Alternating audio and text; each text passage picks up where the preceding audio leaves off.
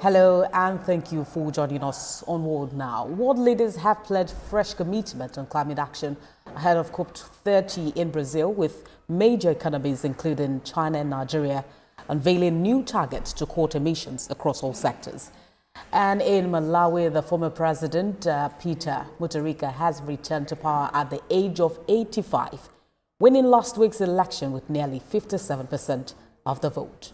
Incumbent Lazarus Chakwera conceded, promising a peaceful handover in a nation battered by deep economic hardship in the country. Hello and thank you for joining us. This is World Now on TVC News. I am Olamide Adeyemi.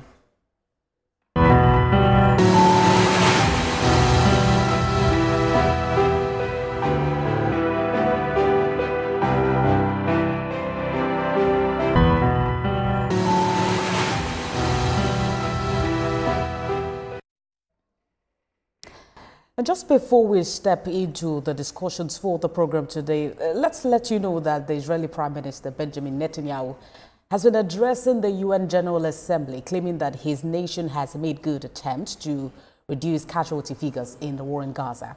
He had leaders walking out immediately out on him even before he started making his statement. He went on to add that victory over Hamas will bring a regional peace in the region.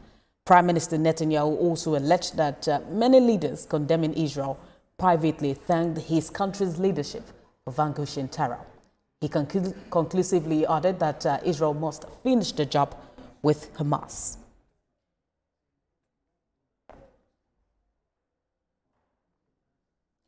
And about 40 world leaders have pledged fresh commitment to positive climate actions ahead of COP30 in Brazil this November. They have unveiled a new climate target and are reaffirming their determination to address the climate crisis. For the first time, major economies, including China, the world's largest emitter, as well as Nigeria, announced wide emission reduction goals covering all greenhouse gases and all sectors. Asuko James reports from New York. President of the United States of America. When U.S. President Donald Trump mounted the rostrum at the UN General Assembly, his remarks on climate change reverberated across the hall. He was blunt in dismissing global climate efforts. The carbon footprint is a hoax made up by people with evil intentions, and they're heading down a path of total destruction. Despite this sharp criticism, climate scientist Professor Catherine Hayhoe gave a stark assessment, warning that global efforts still fall short of what is required to meet the Paris Agreement.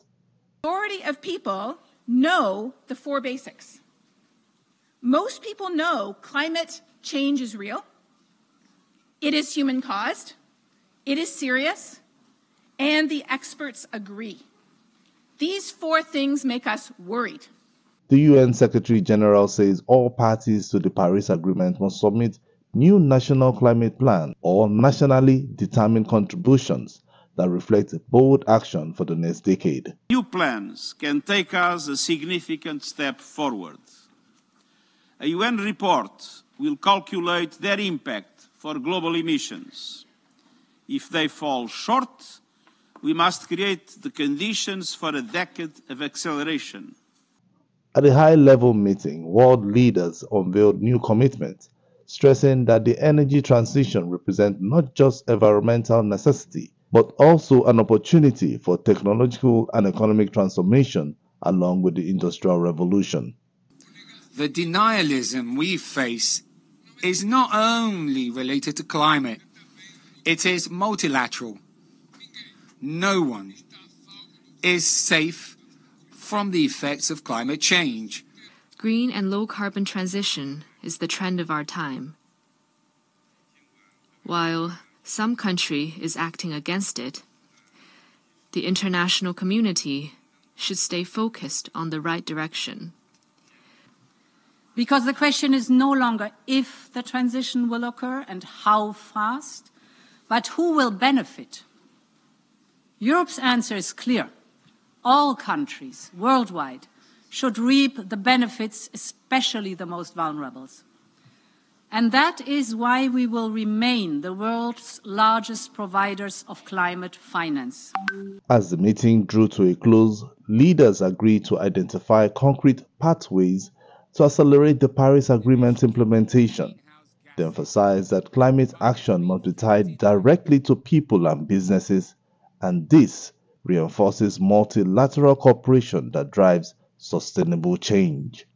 Asuko James, TVC News, New York.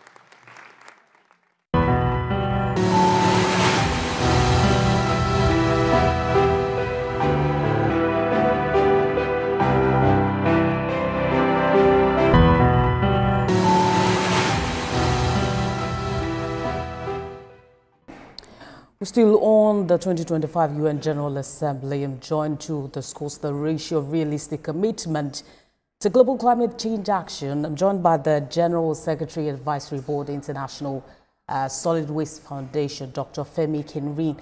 Thank you for joining us on The World Now at this time. Let's start with the latest, as delegates have walked out on Israeli Prime Minister using his General Assembly speech to openly denounce countries that have recognized statehood of Palestine.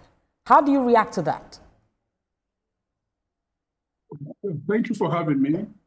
For someone to feel that climate change is a hoax is also to say that such a person is a joke himself, not just a joker. The reality is that